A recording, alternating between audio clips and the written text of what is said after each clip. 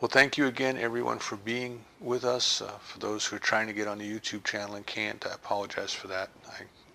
I looked at my encoder at this end, and it is firmly convinced it's streaming out to YouTube fine. But oh, Lori just informed me that YouTube is now up. So apparently YouTube was stuck in a time delay. So if you'd rather go watch on YouTube, you should be able to tune in there now. This morning, and I have a feeling that this is going to run over into 2 weeks. There's just so much information, so many ideas that are coming to me today, and it's kind of ironic because the first idea that came was KISS. Keep it. If you remember Earl Nightingale tapes from Nightingale Content Corporation, he did a series of training for salespeople. And he had an acronym KISS, K-I-S-S, which meant Keep It Simple Salesperson. And of course we corrupted that and called it Keep It Simple Stupid. But the idea is that if you really understand something, it can be simple. And if you don't understand something, it takes a lot of words to explain it. Emmett Fox gives us this idea of the scriptures. He wrote several books just kind of expounding on the scriptures and on his ideas of the scriptures. And he himself pointed out the irony that it would take him 3 or 4 chapters to try to explain what the scripture had communicated so succinctly in just one paragraph. That the inspired writers who developed these ideas or were the conduits of these ideas many thousands of years ago wrote something so simple, so succinct, yet so profound that the intellect, and this is one of the things we're talking about today, the intellect struggles with it and wrestles with it and expounds it and restates it and rolls it around and basically takes that which is just so simple, and makes it difficult. As I mentioned last week, and perhaps part of the week before, it is of the human experience, perhaps even the human nature, but it is of the human experience to make things more difficult than they need to be. And part of the reason for that is we are firmly convinced that if it is worth having, it must be difficult. But that's not necessarily true. So the very simple idea that we keep repeating in different ways, and different religions present in different viewpoints, And I just want to share this briefly. I just love sometimes that if you drive around town and you look at the marquees out in front of the different religious buildings, and I don't care whether it's a Christian church, whether it's a temple, whether it's a synagogue, whether it's a mosque, if it's a non-denominational organization. Sometimes it's even the chiropractor's office, they have the little marquees out there and they put up these sayings. Sometimes there's a generative theme that runs through all of them. Now, I realize like when it's Easter or Christmas or things like that, naturally the season is going to generate the ideas. But at other times it just seems as if the idea just spontaneously arose or somehow it became contagious. And I used to wonder if there was some type of a newsletter that went out, that told all these people, here's some ideas for your marquee this week. But a week or so, we spoke on joy here. And I went to the TV studio to help a producer there put on a show, and it's a religious-oriented show. Nothing to do with the ideas that we teach at all. But nevertheless, a religious-oriented show. And she was speaking on joy. I hadn't talked to her. She hadn't talked to me. We don't collaborate on those things. She comes in and speaks whatever she feels is in her heart. But the joy was coming through. And what I would like to kind of get across, just before we started this, I was looking at some quotes from Rumi, one of my favorite mystics, and I posted one on Facebook. And he said, there's a voice that does not use words. There is a voice that does not use words. Listen. Listen. So as we want to try to keep this simple, I invite you to listen for that voice that doesn't use words. Listen with your heart. Listen with your feelings. The words that I'm using are audible symbols of a concept or an idea. And the idea is just a mental impression of something that precedes it. Try to follow that feeling upstream. Try to move beyond the words, but from where the words come. Try to move beyond the mental constructs because they're imperfect, right? They're just ideas. But there is that perfection which is upstream, which is emanating, which is coming through in different ways, in different teachings, through different preachers, through different authors. There is that something that is trying to come through. And it is that something that we are trying to feel.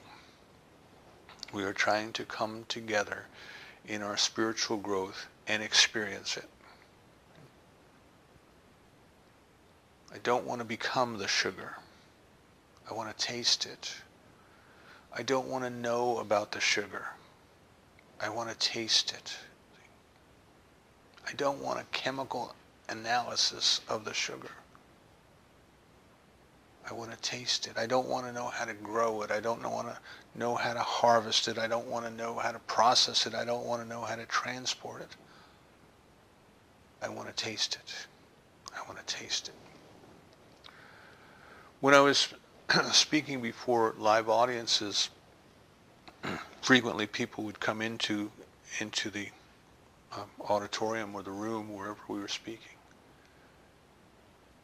And they would close their eyes and fold their hands in a meditative posture, sometimes with palms overlapping, sometimes with the finger and the thumb touching.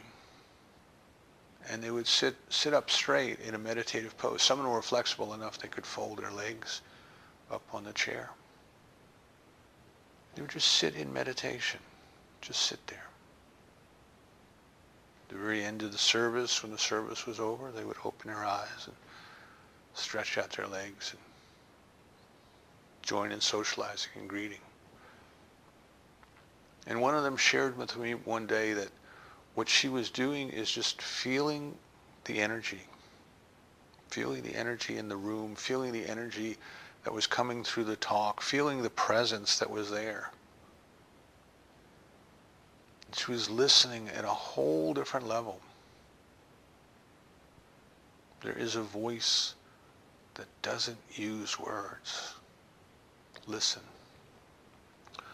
Other people have shared with me that even in participating electronically, that they keep their eyes closed. And they just try to feel what's going on and not be distracted by what may appear on the camera or what may be going on in the room. But to just listen to the voice that doesn't use words. So the first concept in keeping it simple is, and by the way, the title of the talk is, Don't Ever Try to Be Normal. Don't ever try to be normal. I want you to give up on any ideas of being normal. You were not created to be normal. And normal is a fallacy. We'll talk a little bit more about that.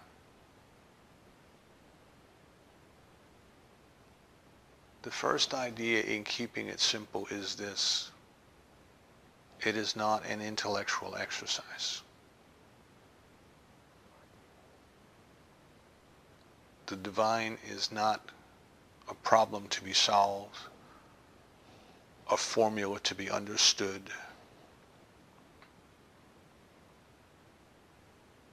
Not an exercise in logic and reason, and not something to be proved,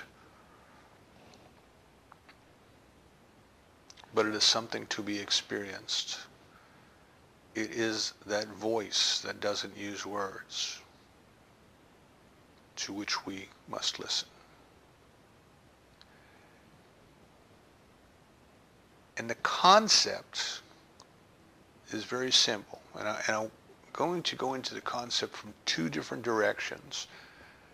And clearly I'm not going to finish both directions today. So when it gets to be time, we're just going to kind of come to an end for today and pick up next week where we left off.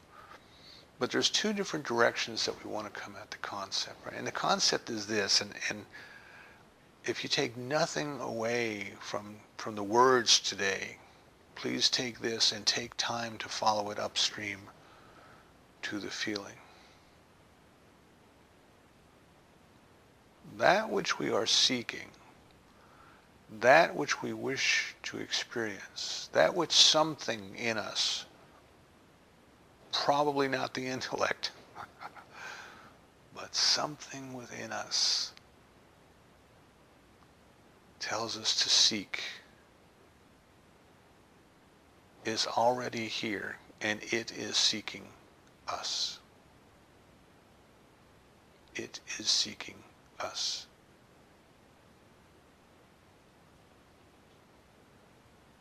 So in simplicity, we don't have to go far. We don't have to make a pilgrimage to a holy mountain somewhere or a sacred site somewhere,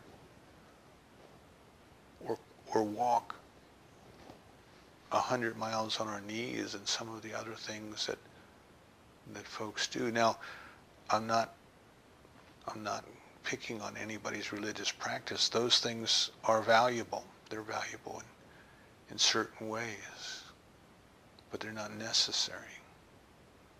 They're not necessary, because that which we are seeking is already here, and it is seeking us.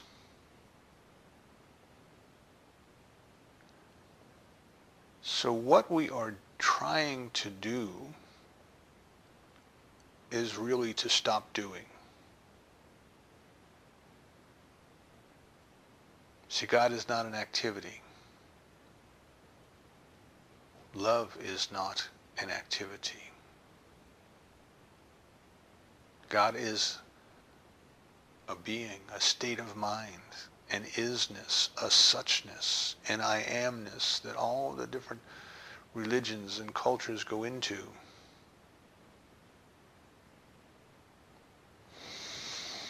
I was reading some Osho this week, and he said, even to say God is not necessary, because the concept of God is that which is all that there is. To say God is to say that is.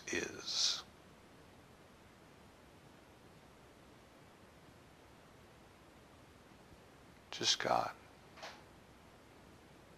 And as I said in the opening treatment, even the word God is not sufficient, because it is a symbol. It is a way pointer.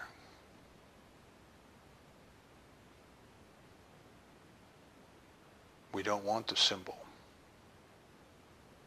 We want the genuine experience of the presence, and that presence is already here. It is everywhere. It has never left us. could never abandon us.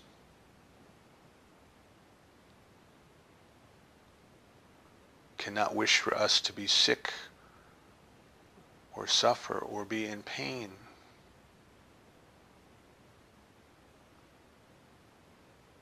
Its love is unconditional.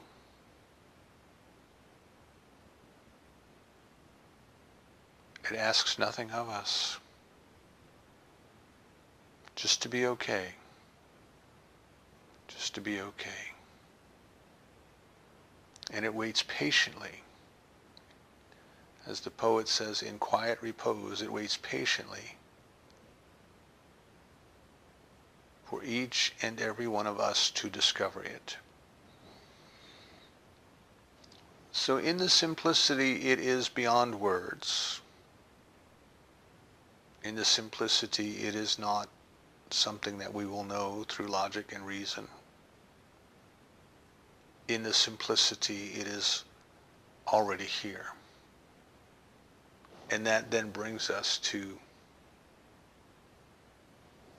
this idea of, well, if it is already here, and if it is seeking us, and if we are seeking it,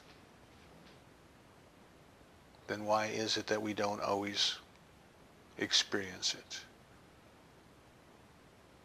Why is it that it seems elusive to us?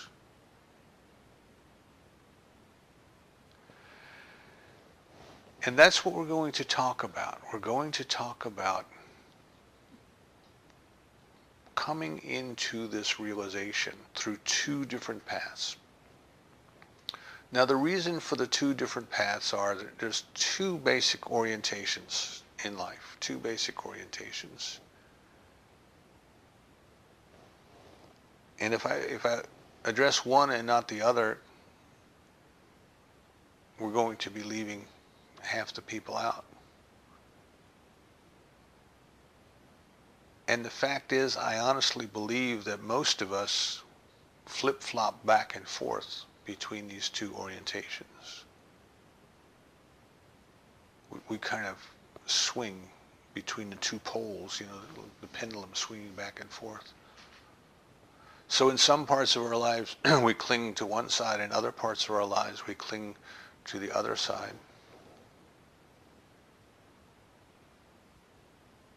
And that which we are seeking is beyond the pair of opposites, beyond the paradox. Right? Again, this is wisdom from the East. Don't be affected by the seeming opposites. Don't be affected by the polarity.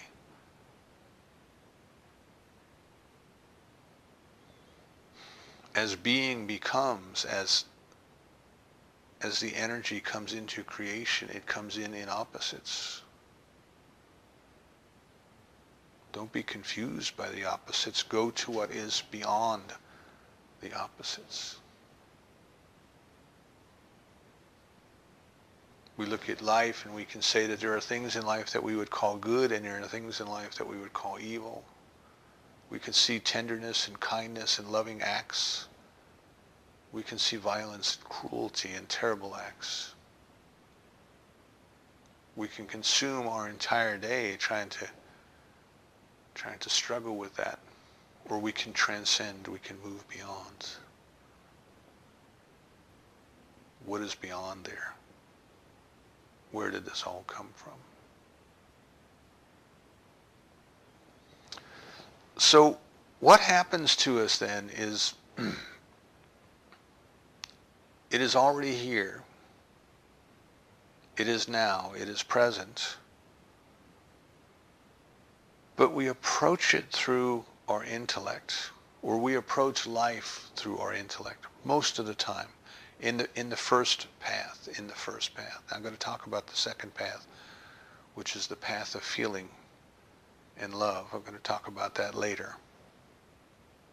But in the first orientation that we want to talk about, and the reason I want to talk about that first is that in our culture it is the predominant orientation towards life. It is a worldview.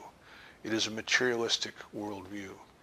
It is a thinking worldview. So the two views are thinking or doing, pretty much the same, they fall in the same category. And the second one is being or loving. Those feeling, perhaps feeling is another way to put it. So feeling and being would go together, and thinking and doing would go together. So in our culture, what has happened to us here in the West is that we have the intellect, and the intellect itself has convinced us of its supremacy of life. It has convinced us that it is the be-all and end-all of life. And that being intellectually correct is what we are seeking.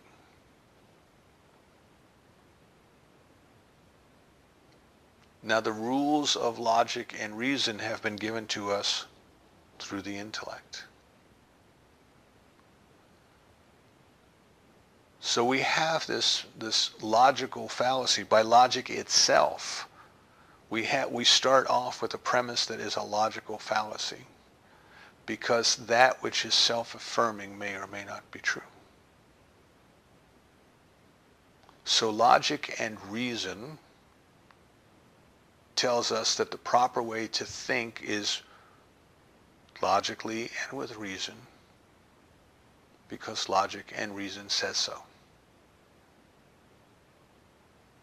If you just stop and think about that. Now, I just want to mention that as we grow, as we learn, as we explore ideas, suspending judgment is an important skill.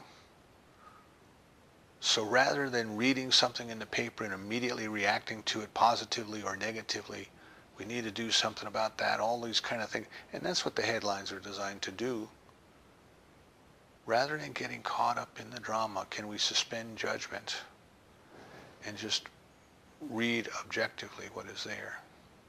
As we explore these ideas together, can we suspend judgment and not label them as right or wrong or good or bad, but they're just ideas.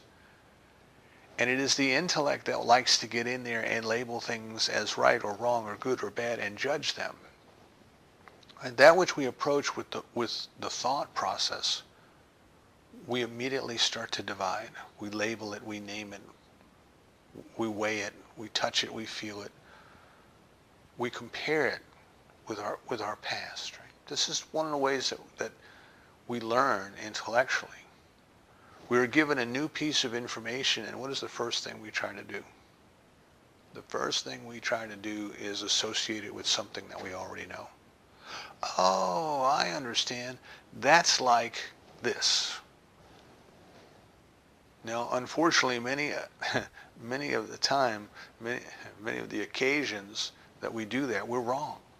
It's not like that at all. But that's the association that we made. That's the association. I won't say we. That is the association that the intellect made. This is like that. And we tend to file the two things away in the same file folder somewhere in the back of our mind. We may not remember a month from now, we may not remember that new thing. But we remember that the new thing was associated with the old thing. And then by thinking about the old thing, we suddenly bring the new thing back to mind. See? We suddenly recall it. Because that old thing is so familiar to us. It's so ingrained in us.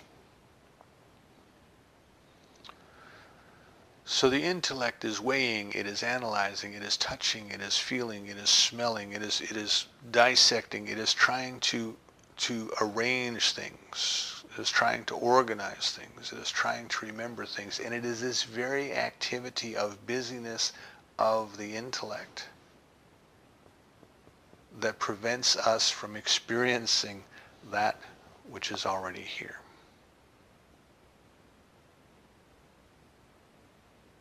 It is in the stillness when we listen for the voice that speaks without words. It is in that stillness that we experience the presence that is already here. The meditation teachers give us a beautiful visual example of this, and it's worth repeating. Imagine that you have dropped a precious gemstone into a shallow pond. And you can see the spot in the water where the ripples are coming out. Listen, can you hear the kaplunk as that stone hits the water? Can you see the water splashing?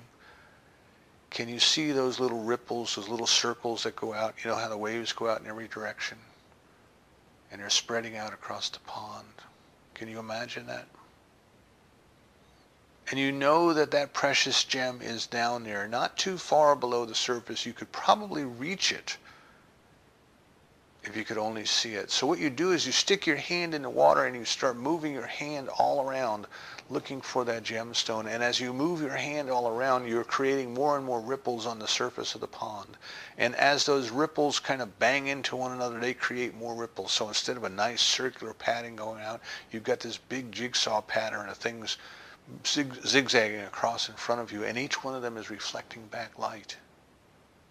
And as that light reflects back to your eyes, you can't see through the surface. You can't see because the surface is so disturbed. The very thing that you want most is right there below the surface, not too far away. But in your frantic effort to try and find it, you have created distractions that are preventing you from reaching it. Not only are your movements disturbing the water and causing ripples that are refracting the light that are preventing you from seeing,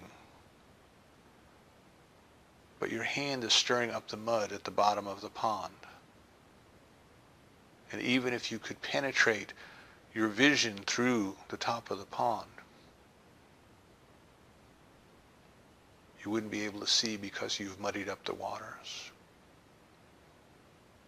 And what we learn to do in meditation, what we're learning to do is to stop doing that. We're learning to ignore and not get caught up in all of the distractions, all of the things that are creating ripples on the surface, all of the things that are stirring up the mud that is in our lives. And what we are doing is letting ourselves be still and know. Be still and listen. There's a voice that doesn't use words. Listen. So what I'm saying is our society and our culture has raised us in our schooling and in our work lives and in most everything else. It has raised us to live entirely in our head. It has raised us to believe the head is supreme. This is why you even see now they have these places where when you die, they'll cut your head off and freeze it. And the idea is that sometime in the future they'll be able to figure out how to reattach your head to some type of a bionic body and bring you back to life, because the head is the root of life. The head is the seat of consciousness in that way of believing. Now, it wasn't always that way. See, it wasn't always that way. Other cultures used to save the heart. They would cut the heart out and they would save it, because to them that was the root of the seat of the soul. But our culture has kind of turned into a cult that worships the head. It worships logic. It worships reason. And it believes that everything that there is can be known through logic and reason. And you can see this in what's going on in the schools now. So many of the schools are fighting for money for programs, for arts, for music, for dance, to teach the kids self-expression, to teach them, drama, to teach them the beauty of art, to teach them the beauty of music, to deal with the things that touch on the feeling nature of life. They're not important, see? They're not important to the head, and the head tries to push them away because you're going to distract me. If I start to feel something, it's going to distract me from thinking, and I don't want to be distracted from thinking. There was a quote in the paper you may, or in the media, that you might have seen this week, and I didn't go back and check the source, so I can't tell you for 100% that I know it's an actual, it's a true quote. So with that disclaimer, I'll just tell you that the quote was that in interviewing President Trump over his first 100 days, someone claims that he said that what he's coming to learn is that being in government is a lot harder than being in business, because in business you didn't have to use your heart. And the quote went on to say, in fact, in business, having a heart was a disadvantage. You just needed to make your decisions as a business person, logically, rationally, with the bottom line in mind. But in government, everything that you do has a heart factor. And according to the article, according to the quote, that was something that he hadn't considered, something that was new. I'm not picking on President Trump. I don't want anybody to think that I'm taking a political stand. I'm just using that quote. It could have been any business person might have said the same thing. I've been there, done that, coached executives.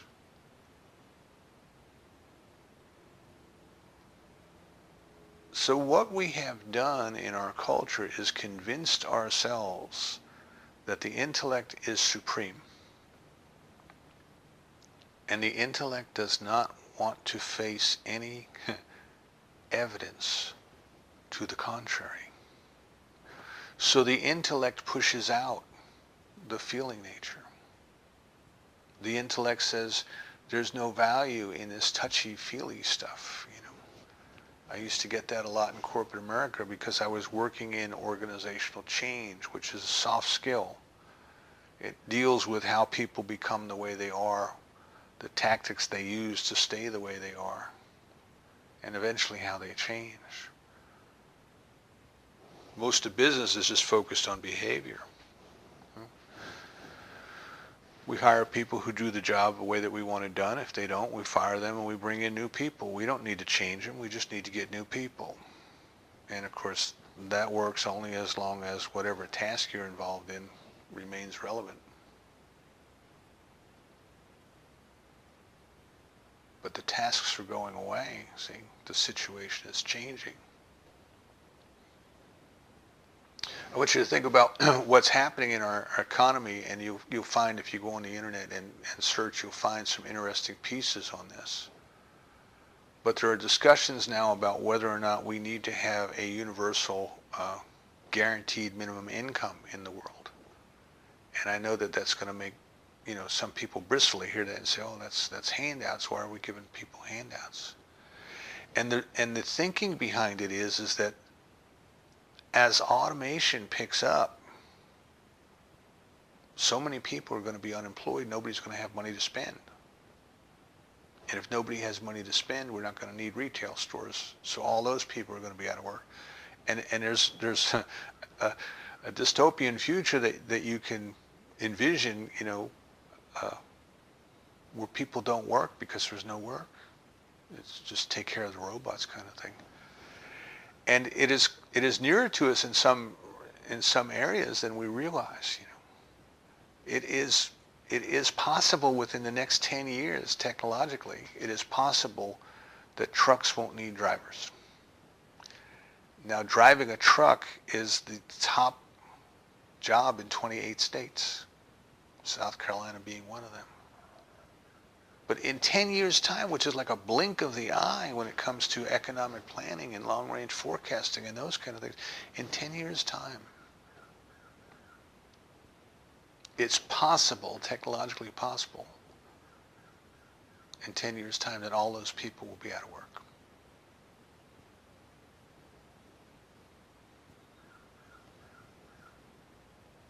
So we kind of understand that things are changing. And from a business perspective, if you were running a trucking industry, you would say, well, that's good. I don't have all those personnel issues to deal with. I just, pay somebody to fix my trucks and they'll keep rolling. But from a human human perspective, if you're trying to think about the softer side, what is that impact to life going to be like? Is it a time that we can free people up to do greater things, to explore their soul? Or is it a time that they just have to figure out how to do without incomes? So the situations are constantly changing, and what the intellect wants to do is pretend that they're not. It wants to pretend that they're not. The intellect wants to stay with certainty. It deludes itself into thinking that there is something called certainty. Even when faced with the uncertainty principle in mathematics, in quantum physics, we would prefer to think of certainty.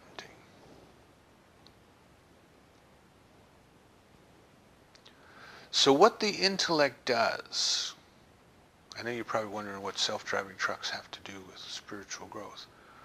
What the intellect does is it tries to keep in place old ideas that no longer serve. It tries to fix things that would be better off discarded. So here's when this idea of don't even try to be normal comes in. This idea of being normal is a trap. There's a concept in the intellect that says, well, if we look at 100 people and we find out the way the majority of them are, well, that's normal. That's what we'll call normal. And everything else to the outside, well, that's abnormal. Or it's different than normal. And the further away, if you could possibly figure out how to measure it, the further away on the bell curve that you get from that center, the more abnormal things are. And the goal then of things like psychology, psychoanalysis, those kind of things, is to bring people back towards the normal. Now, I'm not saying that we should not help people who are suffering with mental illness, who struggle with depression. God help them. These are terrible things that keep people from experiencing the fullness of life. I'm not saying that we shouldn't do those things. I want to be clear about that. What I'm saying is that this concept that we all need to be the same in the middle of that bell curve in order to be normal is wrong. It is a flawed concept. And I'll show it to you from two ways. The first is that where do you think Einstein fits on that curve? Where do you think the great poets fit? Where do you think Rumi fits? Where do you think Osho fits? Where do you think the great poets and the great artists, the great creators in life, where do they fit? They're not in that center of the bell curve. They are out there on the fringe. But if we believe that the intellect is supreme and we've got to somehow bring it all into a state of normalcy, then you could say, well, we really should have got Einstein into therapy. We really should get Rumi into therapy. We need to get these people into this normal curve. So we kind of function under the delusion that there's this one normal that fits all when there's not. That anything that is not within that normal is treated as if it is an illness or a sickness. Well, that's not normal. That's not normal. You shouldn't do that. That's not normal. Normal people don't do that. Instead of recognizing that there just are the differences. But the intellect does this. It is the intellect who told us to make it so. It is the intellect who keeps itself reigning supreme by getting us to buy into this false idea that it is the head that matters and not the heart. That we need to ignore any of the callings of the heart, that we need to ignore any of the blissful experiences we have of the presence of the divine, that we need to take the people who claim to have such experiences and we need to label them as abnormal and push them out to the side. See? Well, that's not normal. That's not normal. That's why I think Richard Maurice Buck's book on cosmic consciousness is so powerful, because he was a trained psychiatrist who had a mystical experience. and said, "What was that?"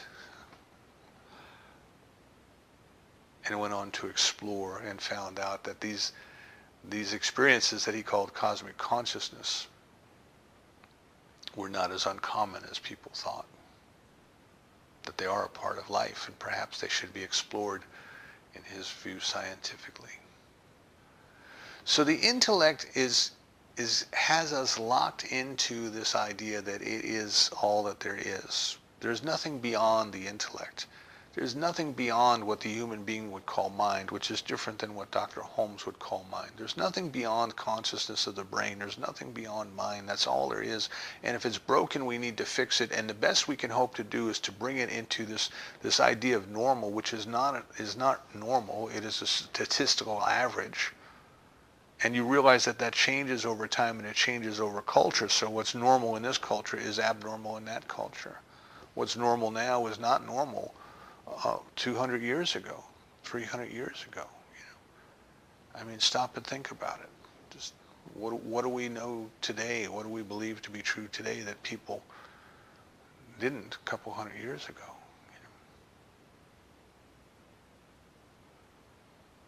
So the intellect keeps us wrapped up in its own activity to keep us from finding out or experiencing anything that is unlike what it tells us to be true. It's kind of like a church environment saying we need to bring in all of the books by a certain author and burn them because we don't want to expose our young people to that trash. Take any ideas that don't agree, take any experiences that don't agree with your premise, label them as bad, and destroy them, you see. And that's the intellect talking to us.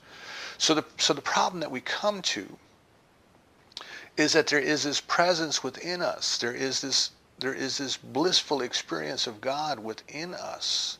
There is divine love within us. And it is not an intellectual exercise. It is not an intellectual experience. So if we are caught up, as in the Western world we are, from the time that we send our children to school, we teach them how important the head is. You have to memorize the facts. You have to learn to repeat the times tables. You have to be able to answer any question the teacher might ask you at any time. You have to know what's in that book, as if what's in that book is all there is that matters in life. A few years ago, I took some courses over at the community college, and I was just, frankly, I was appalled. Now, I realized what they were trying to do. They were trying to get young people through there in a year and a half to 2 years and put them in the workforce. That's their mission in life. But if that's your mission in life, why even go through the motions on some of these other topics? And what the teachers would do is they would put up a PowerPoint presentation, and they would read the bullets on the PowerPoint, and certain words on the PowerPoint were in italics and bold. And when the teacher got to that word, he or she, their inflection would change, and they would state that word, kind of like a mom teaching a little child new words. Milk. The teacher would just completely change the presentation so that word stood out. And wink, wink, nod, nod, that might be something that you want to remember because that would be on the test. And all they were teaching people was how to remember something long enough to pass a test. That was it. They weren't teaching them to think. They weren't exploring the importance of what was going on. They had already made up the test. They knew what questions they were going to ask. They made up the PowerPoint presentations, and they bolded and highlighted the things that were going to be on the test. And if you wanted to succeed, all you had to do, wink, wink, nod, nod, was pay attention to the bold and highlighted words on the charts, and that was it. And somehow the idea is that the intellect is supreme. When we sit and we try to meditate for the first time, we become amazed with the garbage that's running through our brains, or our consciousness, or our intellect, whatever you want to call it. It's like, holy mackerel, Who let all of these people in my head, and why are they shouting at me at the same time? And the reality of it is that they're there all the time. We just become aware of that when we meditate. So we're going to bring this to a close for today. I'm going to try to summarize where we're going to go and where we've been and what we're trying to do. But we're going to pick this up next week, and we're going to continue on, and if necessary, we'll bring it a third week. It's something we're talking about. There is a presence within us that is already here. It has created us out of itself. And it wishes to experience life as us. It is waiting for us to discover it.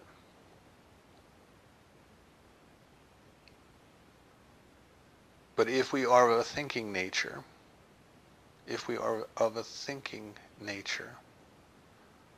we are afraid of it.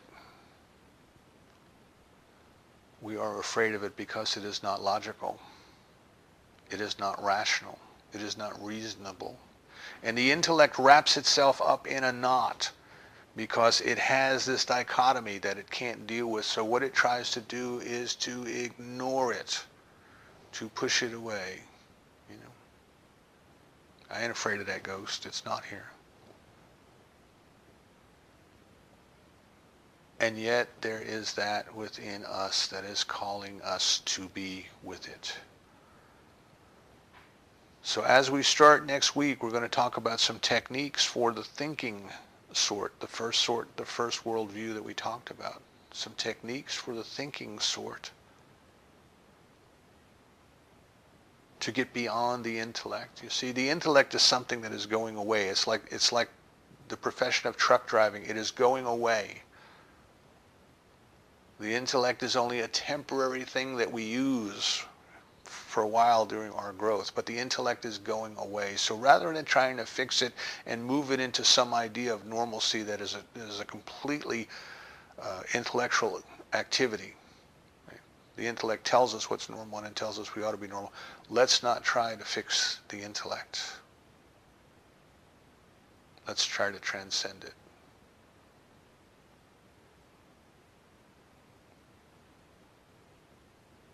Let's not try to figure out how to be better truck drivers when truck driving is going away.